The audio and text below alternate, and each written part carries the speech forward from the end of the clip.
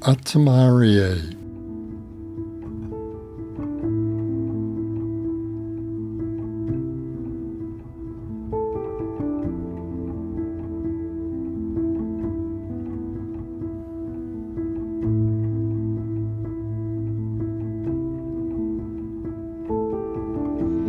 Castlepoint, a spectacular spot on the east coast that attracted the attention of both Kupe and Captain Cook.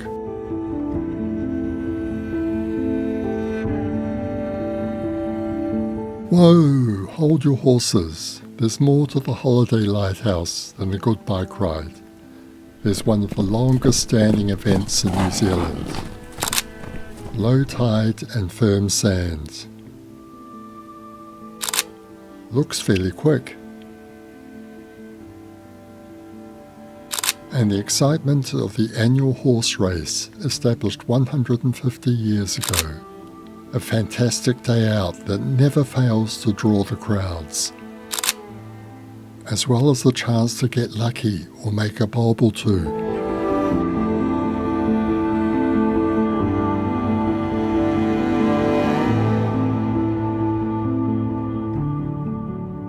And up at the lighthouse there is a story too. Today the east coast is benign, but it is frequently wild and windy. Coastal ships could be easily overwhelmed by an unforgiving lee shore.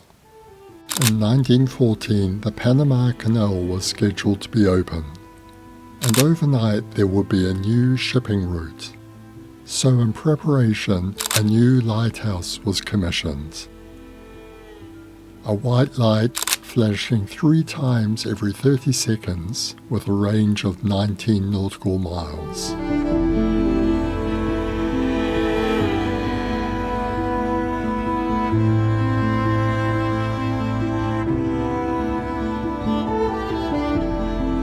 The lighthouse was built on a promontory of erosion-resistant shelly limestone and calcareous sandstone of the late Pliocene age.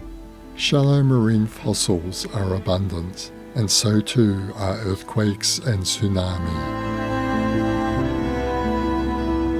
Legend has it that the great navigator and warrior Kupe spent time here. The story started in Hawaii, where Tefeki, a giant octopus, was stealing food from the villagers.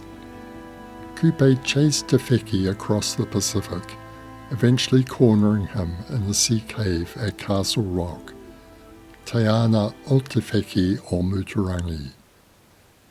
Unfortunately, darkness was falling, and Tefeki slithered out into the blackness.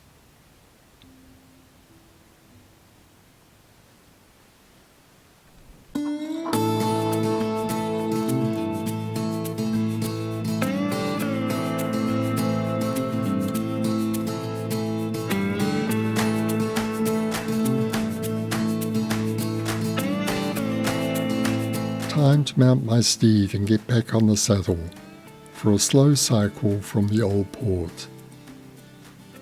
Then inland to the picturesque and pastoral Tinui Valley, before a steady climb to a hill country airfield and a quick descent on a paper road to the distinctive Mataikona coast.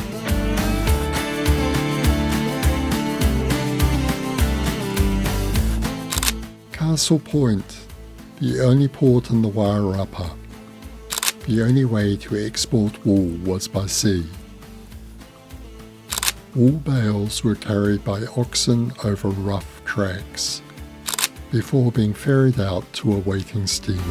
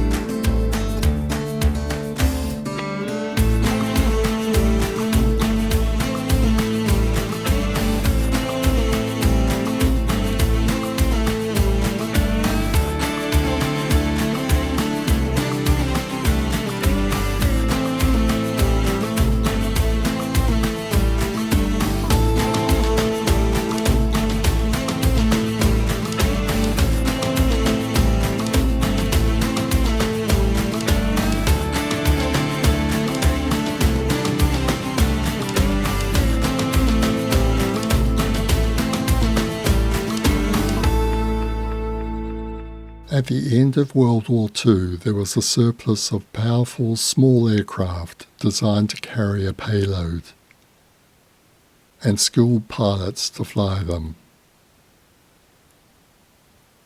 Hill country farms needed to be fertilised, and overnight a new aerial top-dressing industry was born.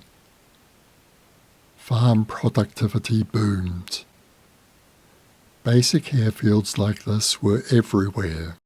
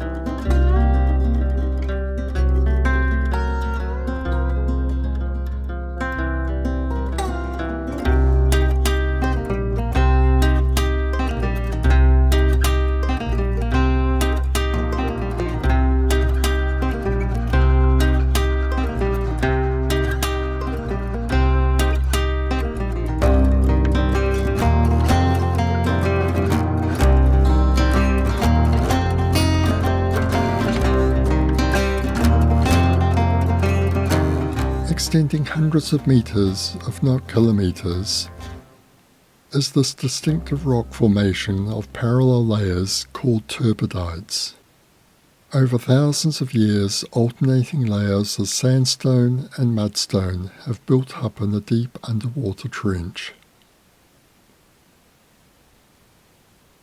Ages later, the layers were lifted to sea level, then tilted by about 40 degrees. The softer layers have eroded, leaving the harder layers exposed like rows of saw blades.